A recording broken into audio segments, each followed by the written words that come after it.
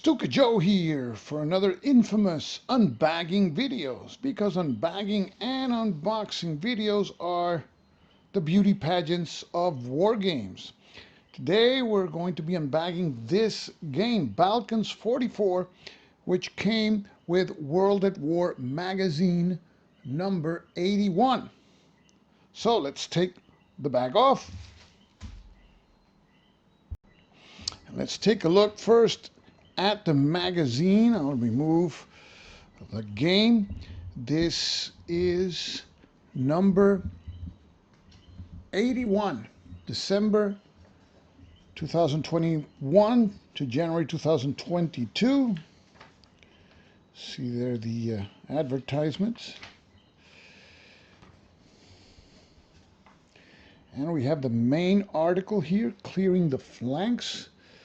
It's also written by Javier Romero, who's the designer of the game. See the illustrations, nice maps.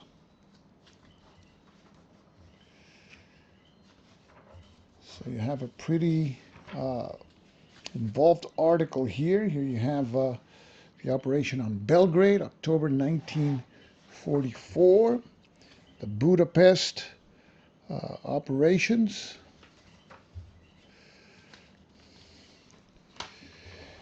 And you have here the game that it brings, Balkans 1944. Here you would have the rule book. I've already taken it out. The Imperial Japanese Navy. It's another article.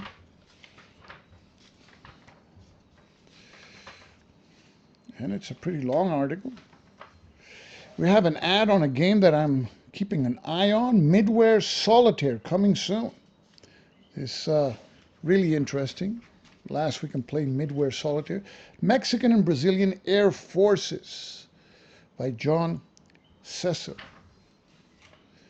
And you see operations, the Brazilians were involved in northern Italy in the late 1944 and also 1945. We see operations in the northern highlands. This is in Luzon, in the Philippines. I have an ad for Luftwaffe. This is the Decision Games version. United States Army Mechanized Cavalry Groups in World War II.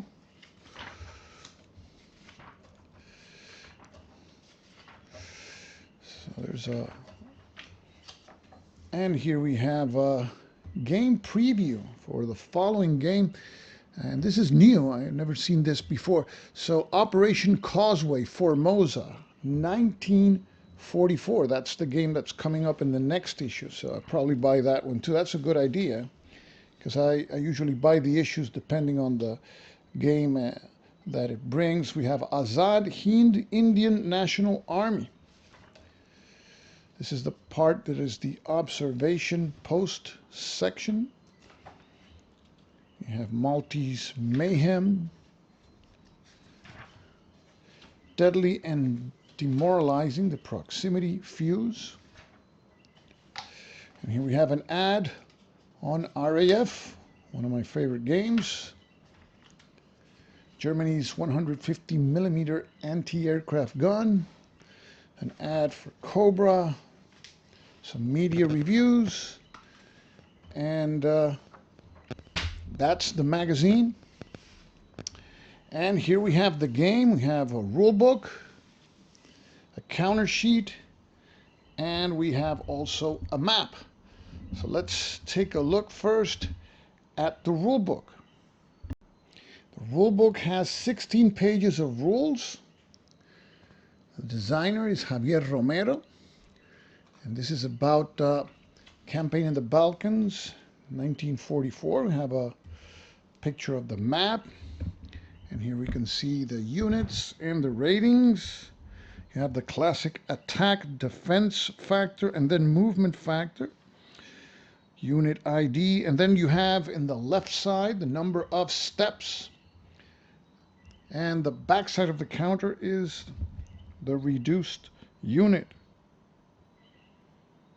So we see more pictures here. you see that some units have a regular mode and a guerrilla mode. On the back side, we have some markers. You see there, air support markers. There's some Chetniks, so you got some chrome there. And Tito is a leader, optional. Then you have all kinds of national forces here. You have Soviets, of course. You got guards on the Soviet side. You got Germans. And you have there the different kinds of German units. Romanians, Croatians, Bulgarians. There's even British, Hungarians, Albanian partisans, and Greek partisans. And down here we see the Yugoslav partisans. Make sure we don't leave those out. And we have victory conditions. Setup. You have the sequence of play. Got a random events phase, followed by reinforcement phase, replacement phase, evacuation phase. And then you have the Soviet player turn, movement phase, mode determination segment. We saw that some units have a guerrilla mode and a normal mode, so I guess that has to do with that. And we have then the movement segment, and you move first in the following order: Soviet, Romanian, Bulgarians, and then Yugoslav, Greeks, Albanian partisans. And then you have the Soviet combat phase, and then it's the Axis player turn. And you move in the order stated there: German, Hungarian, Romanian, and then Croatians, then the Axis combat phase, then the supply check phase, and then the end of game turn phase. So that's the, maybe some sequence of play cards could help here, who knows?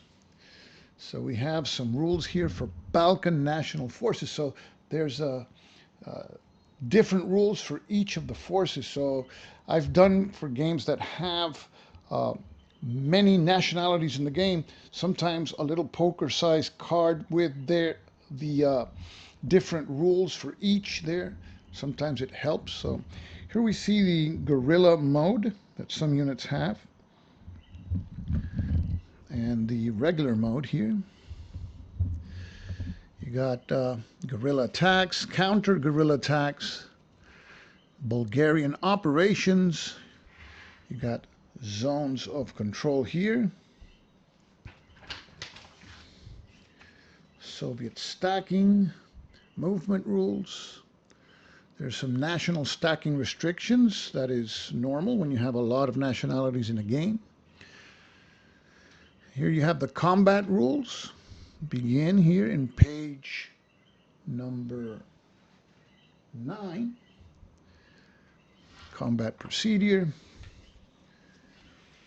Here we see Soviet headquarters support, air support, combat results, retreat after combat. There's air support markers, which you see there, Soviet headquarters. Then we have reinforcement, replacements, and evacuations. And then rebuilding units and German evacuation of Greece. And then we have random events. Some chits have random events, and I like this part of the chrome. So you have stand fast, Chetniks, mandatory offensive, truce, help for Yugoslavia, Hungarian armistice, and of course, sometimes you draw a no event. And then we continue here, page 13, with supply rules and out of supply effects. And then the last page is here. So there's 2 pages of an ad there. And we have optional rules. So you got more chrome here. Let's take a look at that. Balkan Air Force, Partisan Navy, and you have Tito, the British Commando Brigade, Operation Rosselsprung, and finally you have designer notes here in this column here in the last page. So we're talking about 16 pages, but that's with optional rules and everything. But if you subtract these 2 pages, we're talking about 14 pages of rules. Let's take a look now at the counter sheet. The game includes one counter sheet with 176 counters, and these I believe are 5/8 of an inch. Here we see the Soviets in brown, the regular Soviet units. You have some headquarters there in the fourth row, some air units. We have Greeks in green. Then we have the Soviet guards in red. We have partisans in brown, a lot of partisans, and you see Tito there, the partisan navy. Then in green on the left side, we have the Hungarians, and the Romanians are in yellow on the right side. And then at the bottom, we have Albanians in red, Hungarian air unit, and Croatians. Let's take a look at the second half of the counter sheet. On the top, we have Germans, and you have infantry, Panzer Grenadier, mountain units. And then we have down here some counters that have names in diagonal. I'm not sure what that is. Western Allied. And we have here Bulgarians in dark brown, and we have the event markers. And we have some Croatian units there in the bottom, as well as out of supply markers. Here's the counter sheet from the back, so it's mostly reduced units. Some units only have one step because you can see they have no combat or movement ratings on their backside. So that's the counter sheet that comes with the game. Now let's take a look at the map. Here we see the map spread out. It's a standard 22 by 34-inch map. It shows the Balkans as south as Greece and Albania, and as north as parts of Slovakia, and you see also parts of Russia. And you have lots of tables and charts on the left-hand side. Let's take a closer look. Now let's take a look at the tables that are printed on the map. At first glance, you go, man, that's a lot of tables, but not really. The tables, most of them are duplicated. So if you're sitting on this side of the map, where I am, you're going to have a set of tables which is identical to the tables that are on the other side. So for example, here we see the combat results table. It is odds based. There's going to be column shifts for terrain and other circumstances which are summarized there, as well as some die roll modifiers. We see also here a guerrilla attack table and counter guerrilla table. We see the different terrain types, but the terrain effects chart is over here. And here we see the effects on combat, stacking, and movement, and some notes regarding terrain on the bottom. The only thing that is not duplicated is this turn record track and replacement chart. So the game has 10 turns, and here we see the number of replacements that each nation receives per turn stated there. So let's take a look now at the map, and we'll start with the area around Greece. Here we see it's mountainous terrain as well as rough terrain. You see there Thessaloniki is the major city there. We see Albania to the left. We see Skopje. That's a city there which is in Yugoslavia, but Yugoslavia split up. You have Serbia further to the north, and you see Belgrade there. We have Montenegro here to the left. And then we keep on moving north, and we see Croatia with Zagreb.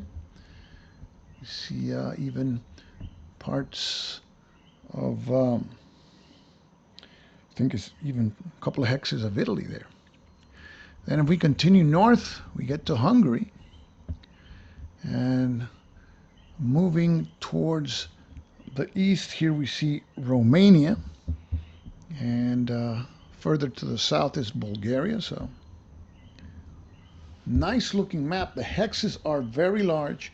We see the number of victory points, which appears in the cities that provide such victory points, like Bucharest, 2 victory points and 1 victory point for the Ploesti hex.